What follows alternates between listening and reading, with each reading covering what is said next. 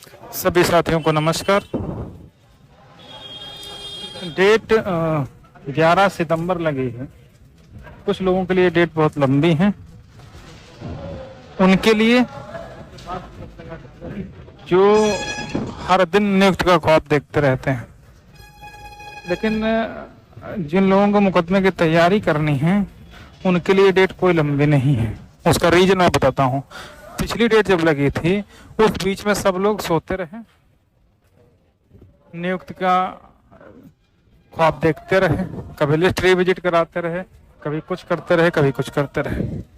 लेकिन जो लॉबी है, मैंने बताना कि जो जनरल लॉबी वो पूरी तरीके से सब लोग उनके साथ भी हैं और इसीलिए उन्होंने इन 2-3 हफ्तों में कहें या इन पूरी तैयारी करी। उसका नतीजा ये हुआ कि जिस रूल 3631 को ले करके 1994 की नियमावली है रिजर्वेशन पॉलिसी, इन लोगों ने उसी पॉलिसी को ही चैलेंज कर दिया है।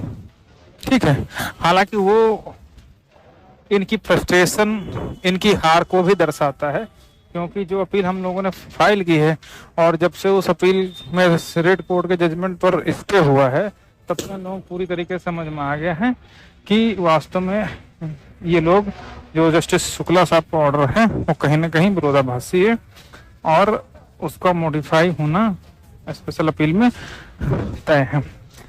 इसीलिए इन लोगों ने सभी भर्तियों को चैलेंज करते हुए एक रिट सी अल्ट्रावायरेज बनाने का काम किया है। अल्ट्रावायरेज ये बनाया है कि उत्तर प्रदेश का जो रूल 3631 है 1994 का, उसको ही रद्द कर दिया जाए, और जिसकी जो आनंद भदौरिया साहब ने फाइल करी है।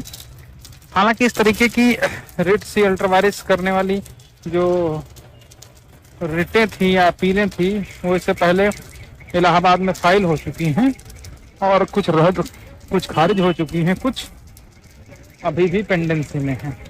तो कहने का मतलब इतना है कि वो लोग जब ये देखे कि इस तरफ से ये लोग वीक पड़ रहे हैं, कमजोर पड़ रहे हैं हम लोगों के सामने, तो उन्होंने जो रूल हमें प्रोटेक्शन देता है उस रूल को ही इन्होंने चैलेंज कर दिया है।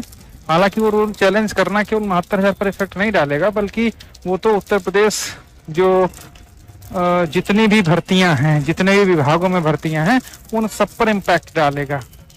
क्यों वो करी ये समझ से बाहर है, क्योंकि कोई अगर केवल 69,000 से रिलेटेड बात होती तब तो अलग बात थी, लेकिन यहाँ पर जो उन्होंने रिट सी बना करके चैलेंज किया है वो सारी भर्तियों पर लागू होगा, इसलिए उसको किया। इसी अपील को आज उनकी तरफ से अपने मुकदमे से कनेक्ट करने का प्रयास किया गया, जिससे ये कभी कभी ये मैं सोचने पर मजबूर हो जाता हूँ कि वास्तव में शायद वो लोग खुद ही नहीं चाहते कि जल्दी मुकदमा डिसाइड हो। अदरवाइज भाई जिस भर्ती में जो रूल प्रिवेल कर रहा है उस पर भर्ती हो गई, उसमें अब कहाँ पर अल्ट्रावायरेज घुस जाएगा। उसको करना है तो अलग से करना चाहिए था। इस पर्टिकुलर अपील में कनेक्ट करवाने का कोई मतलब ही नहीं, क्योंकि उसका जो प्रभाव पड़ेगा वो सारी भर्तियों पर पड़ेगा।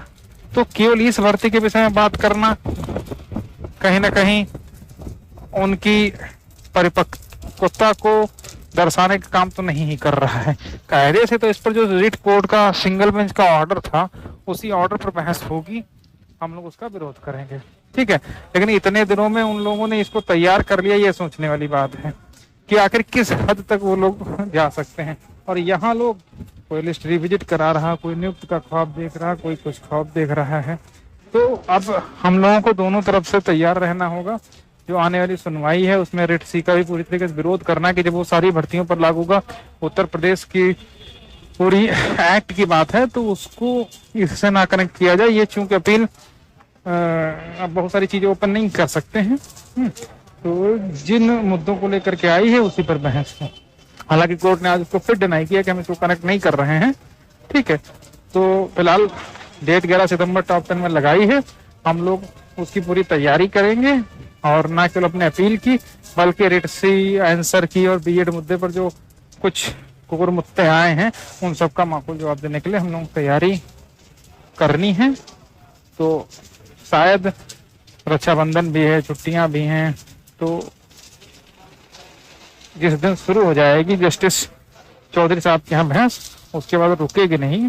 1-2-3 दिन में उस जो सोमवार को लगा है उसी हफ्ते में पूरी तरीके से निपट जाएगा। तो जहाँ इतना सब्र किया है, थोड़ा सा सब्र और रखिए और उम्मीद है हम लोगों को सुखद परिणाम मिलेंगे। धन्यवाद।